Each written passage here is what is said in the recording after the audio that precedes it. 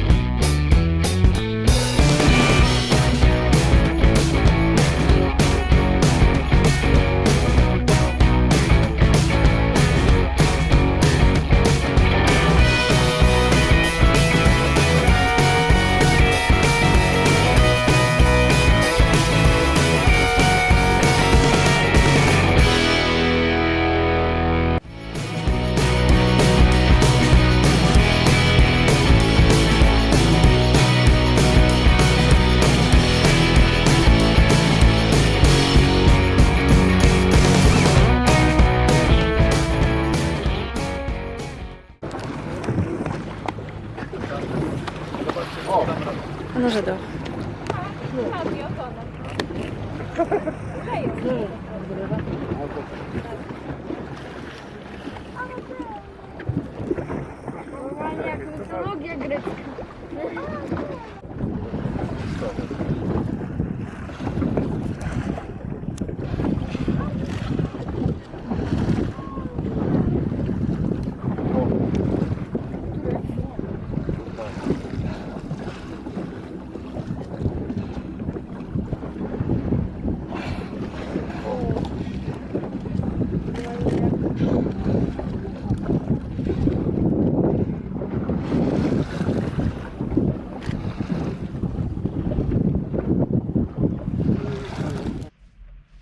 Alors du coup, comme vous avez pu le voir, on a vu plein d'espèces de dauphins, donc j'ai été trop contente. Le dauphin c'est quand même mon animal préféré, donc du coup peu importe, j'ai été trop contente avec donc, des explications sur toutes les espèces, etc.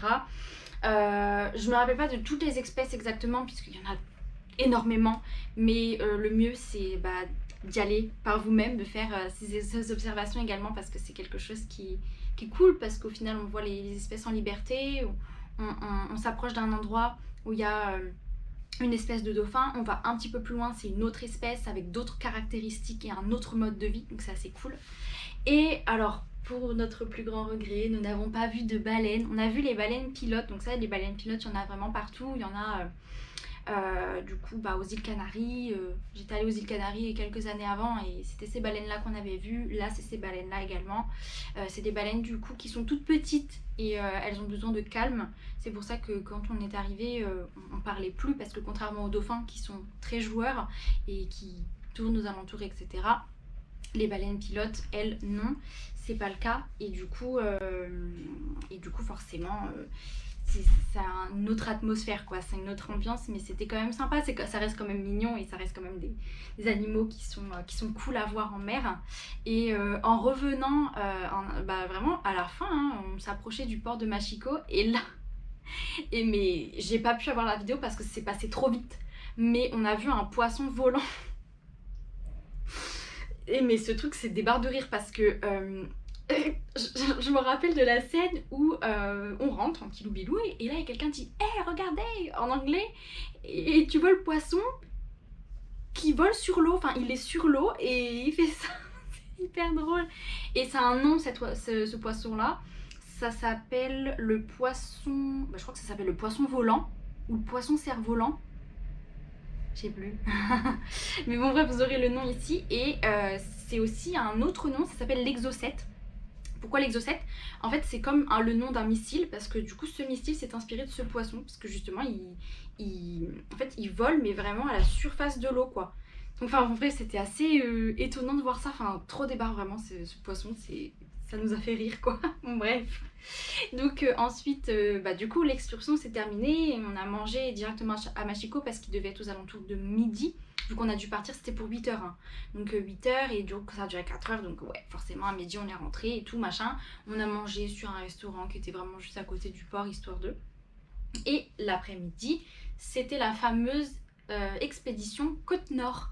Donc c'est-à-dire qu'on a fait toute la côte nord en fait de l'île de Madère. C'était grave cool. Donc on est repassé par Saint-Georges comme vous avez pu le voir sur la vidéo de la semaine dernière. Qui d'ailleurs, si vous ne l'avez pas vu, je vous invite à la regarder. Et du coup, on a revu les mêmes miradors. Donc c'était un peu plus dégagé, mais ça restait plus ou moins sur le même concept. Quand même des nuages quoi. Donc c'était pas à son apogée de la beauté, mais c'était quand même cool. Et du coup, on a poursuivi la route, on s'est arrêté. Moi, je regardais en même temps sur Maps tous les petits miradors que je pouvais voir qui avaient l'air intéressants et du coup je l'indiquais ensuite à mon père qui conduisait genre ouais là dans 5 minutes faudra que tu tournes et tout parce qu'il y a un mirador de ouf. J'adore les miradors donc c'est voilà. Et effectivement on a vu des trucs mais des dingueries, des fois t'avais le ciel qui était dégagé donc ça rendait vraiment mais pépite. Et du coup forcément vous aurez des photos qui vont apparaître pour vous illustrer un peu ça. Je vais pas tout vous mettre parce que quand même il faut garder un effet de surprise et voilà. Mais on est allé dans des endroits, dans des miradors, mais c'était juste incroyable avec la falaise qui tombe et le bleu de la mer qui est juste mais pépite. Ouais les couleurs, enfin il y avait des trucs, c'était incroyable. Et du coup on est passé dans énormément de tunnels parce que comme je vous l'ai dit sur la première vidéo, que je vous invite à regarder, il y a énormément de tunnels à Madère parce qu'en fait avant il y avait des routes qui longeaient vraiment la côte et d'ailleurs on voulait en prendre quelques-unes de ces routes mais en fait elles sont toutes fermées pour des raisons évidentes d'éboulement. En fait ces routes comme elles n'ont pas été aménagées et que même dans tous les cas si elles étaient restées aménagées ça reste dangereux parce qu'il y a des risques d'éboulement qui sont d'ailleurs assez fréquents et qui détériorent la route et ces routes en plus elles sont toutes petites, t'as pas la place pour 2 voitures, c'est vraiment une voiture, enfin bon bref c'était vraiment des petites routes qui étaient très empruntées à l'époque et c'est vrai que du coup ils ont construit plein de tunnels pour justement éviter de prendre ces routes là et de passer par des tunnels qui sont beaucoup plus sécurisés. C'est pour ça que sur l'île de Madère il y a là les tunnels parce que ça permet de passer d'une ville à l'autre et de pouvoir se déplacer dans l'île en fait, tout simplement.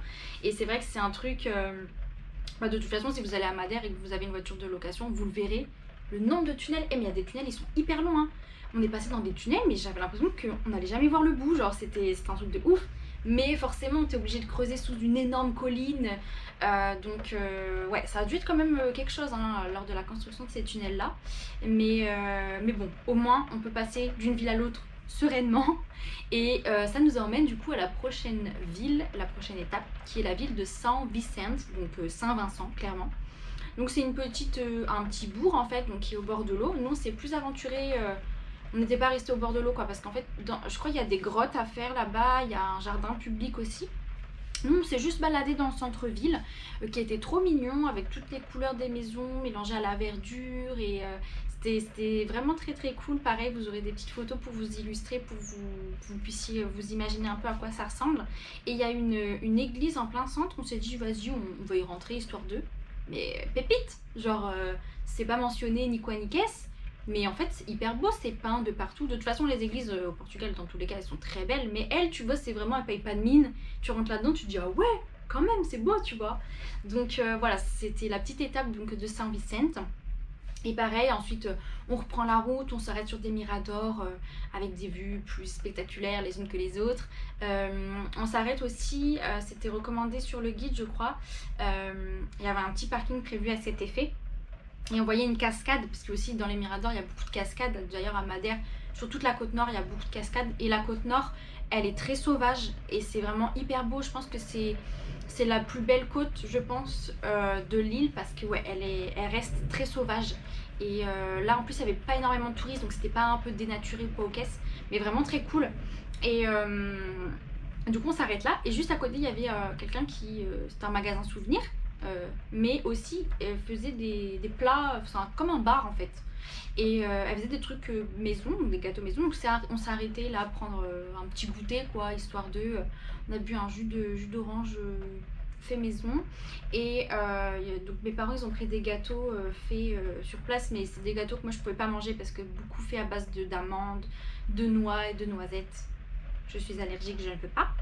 Mais du coup, apparemment, c'était très bon hein, de leur dire. Et moi, j'ai acheté du coup un petit paquet de gâteaux. C'est des gâteaux qui sont tout ronds comme ça et qui sont faits à Madère et à base d'orange. Je crois que j'ai encore le paquet. Attendez, bougez pas, je vais vous montrer. Donc du coup, j'ai retrouvé le paquet, c'est celui-ci. Donc, produit de Madère, je sais pas si vous le verrez. Mais bref. Donc c'est très très bon ça, hein. C'est des petits gâteaux comme vous le voyez qui sont ils sont minuscules, mais franchement c'était très bon fait à l'orange. Bah voilà, 2,50 €, vous avez le prix dessus de toute façon. Et ça c'est Martins et Martins depuis 1982. Donc voilà, ils en vendaient, donc c'était vraiment très bon. Voilà, un petit casse-dalle hein, pour le goûter et tout, c'était top. Donc en vrai, ça payait pareil, ça payait pas de mine, tu te dis ouais c'est un truc à touriste. En fait hyper bon. On y avait une petite table dehors, on s'était mis dehors du coup à côté de la mer. Alors c'est à côté de la route, mais en vrai ça allait, c'était pas hyper bruyant et le cadre était magnifique. Donc voilà. Et après cette pause goûter, on va jusqu'à notre dernière étape. D'ailleurs c'est la ville... Après c'est plus la côte nord, c'est la côte est quoi. En gros, c'est le point... l'angle, ça fait l'angle en gros, et c'est la ville de Porto Moniche. Donc Porto Moniche c'est principalement connu pour ses piscines naturelles. Il y a énormément de piscines naturelles de toute façon sur l'archipel, mais Porto Moniche c'est la ville des piscines naturelles. Il y en avait plein, donc on s'est arrêté. J'ai voulu tester, alors de toute façon on n'avait pas pris nos maillots de bain, c'était pas le but, mais faire une petite trempette des pieds. C'était froid sa mère. Il y avait des gens qui se baignaient en mode ouais trop cool et tout, mais c'était froid en fait, c'était méga froid, mais c'était rigolo. En plus il a commencé à pleuvoir aussi, donc waouh, on ne s'en sort plus. Mais vraiment très très beau. Pareil, j'ai fait des photos. La couleur de l'eau, en fait il y avait plusieurs bassins parce que tu avais du coup la piscine vraiment naturelle et tu as des piscines municipales, etc. Et selon les bassins de piscine naturelle, l'eau était différente, il y avait une différence de couleur on va dire, et avec les grosses roches volcaniques juste à côté, c'était vraiment très très joli. Et pareil, Porto Moniche c'est un petit bled, hein, il n'y a pas grand chose à voir, c'est principalement le long de la côte sauvage, du coup très très beau. On a vu aussi un ancien bateau, alors ça devait être des bateaux qui étaient utilisés pendant les explorations, j'imagine. Et on en a vu un, c'était très beau. Je pense que tu peux faire des excursions sur ce genre de bateau. Je sais pas exactement hein, combien ça coûte et ce que ça vaut. Mais le bateau était stylé en tout cas. Et ensuite, du coup, pour repartir de Porto Moniche, il y avait des miradors, toujours en remontant. Parce qu'en fait, on voulait remonter, parce qu'à Madère, en fait, donc tu as la côte nord, il y a la côte sud, et tu as une route qui traverse le milieu, et après, tu repasses. Je sais pas si je vous explique très bien, mais en gros, t'as la route du milieu, mais elle fait pas tout le milieu. Elle s'arrête à un moment où t'es obligé de redescendre et repartir, etc. Bref. On voulait reprendre, donc on est repassé par cette route-là. Et entre temps, il y avait du coup plusieurs miradors et on voyait Porto Moniche d'en haut. Donc c'était vraiment hyper cool, très très beau.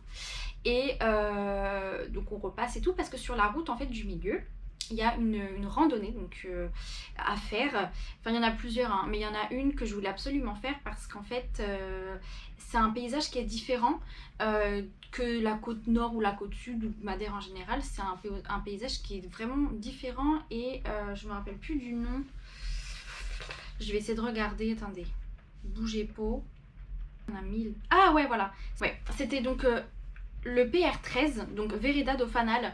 Donc en fait c'est un paysage un peu parce qu'il y a beaucoup de brouillard en fait en général dans cette partie là parce qu'elle est vraiment en hauteur et c'est souvent avec du brouillard mais ça donne un petit côté mystique qui est cool. Et on traverse aussi une forêt qui est classée à l'UNESCO et une forêt du coup avec des arbres un peu mystiques et tout et ça avait l'air grave cool et moi je voulais la faire. Bon dans tous les cas il était trop tard mais éventuellement les jours d'après voilà c'était envisageable et comme ça on connaissait la route quoi. Donc on arrive et à peine on rentre justement dans ce plateau là, un brouillard de l'extrême mais c'était violent et on pouvait pas faire demi-tour parce que c'était la seule route pour rentrer et qui commençait à faire tard. Il fallait faire attention parce qu'il y a des vaches en liberté. Donc ça c'est cool, mais il faut faire attention parce que les vaches elles sont n'importe où sur la route, tu vois. Des fois elles peuvent être au milieu, etc. Et comme il y avait du brouillard, on voyait vraiment rien, donc on pouvait pas rouler vite. Donc ouais, il fallait faire quand même attention. Parce que ouais, il y a plein de vaches. Bon franchement c'était choupinou, mais voilà, c'était ça. En plus, avec le brouillard à un moment, la pluie qui arrive, enfin vraiment le pire des scénarios possibles, la nuit qui tombe. Donc non, vraiment c'était le pire des... Enfin c'était pas agréable, en plus il y avait la fatigue de la journée qui se faisait ressentir, donc conduire là-dessus c'était compliqué. Et on n'a pas pu... Enfin on n'a rien pu voir en fait, on s'imaginait que ça devait être très très beau mais on n'a rien pu faire. En plus il y avait des miradors aussi, parce qu'à un moment on arrive au point... à un point culminant, c'est la boca de je sais plus quoi, mais bref c'est un mirador aussi, mais on voyait rien. Donc on redescend et on s'est dit qu'au pire on irait demain. Il n'y avait pas de souci quoi. Donc du coup voilà, on fait la route retour, on rentre tout tranquillement à l'hôtel, on mange du coup à l'hôtel sur un autre plat typique qui fait du bien et puis voilà, fin de journée finalement. Et c'était quand même une très bonne journée hein, parce que entre l'observation des baleines et puis du coup la côte nord avec tous les miradors et tout, franchement c'était grave cool. Vous pourrez voir les photos et du coup certaines vidéos que j'ai pu faire pour vous en rendre compte, mais c'était une journée qui était vraiment hyper agréable. Il a fait bon relativement dans sa globalité, il a fait bon pendant justement l'observation des baleines, il faisait beau, heureusement parce que sinon on aurait dû annuler, ça aurait été relou. La côte nord il a fait beau, voilà, il y a eu juste 2-3 fois, il a fait des gouttes, mais sinon globalement il a fait bon. Et du coup bah ça nous fait dire que demain, s'il fait bon, on retournerait du coup sur cette fameuse route du milieu pour faire le PR11, la Vereda do Fanal. Et du coup, on espère que ce soit possible parce que le temps est tellement changeant qu'au final, on ne peut pas vraiment prévoir. Déjà que la randonnée pour le pic, c'était annulé. Alors, si toutes les randonnées que je voulais faire sont annulées, je vais avoir le seum, mais laisse tomber quoi. Bref. Je vous en dis pas plus, de toute façon pour savoir le programme de la journée suivante, il faut que vous soyez connectés parce que du coup ça sortira la semaine prochaine. Du coup j'espère que la vidéo vous aura plu et que vous aura aussi donné envie et que vous aura peut-être fait découvrir des choses que vous ne connaissiez pas du coup sur l'île de Madère. En tout cas moi ça me fait encore une fois très plaisir de vous faire partager tout ça. Et du coup on se dit à la semaine prochaine pour la suite des aventures. N'hésitez pas à liker, à vous abonner et à nous dire en commentaire ce que vous en avez pensé. Et moi je vous fais des gros bisous et je vous dis à la semaine prochaine. Ciao.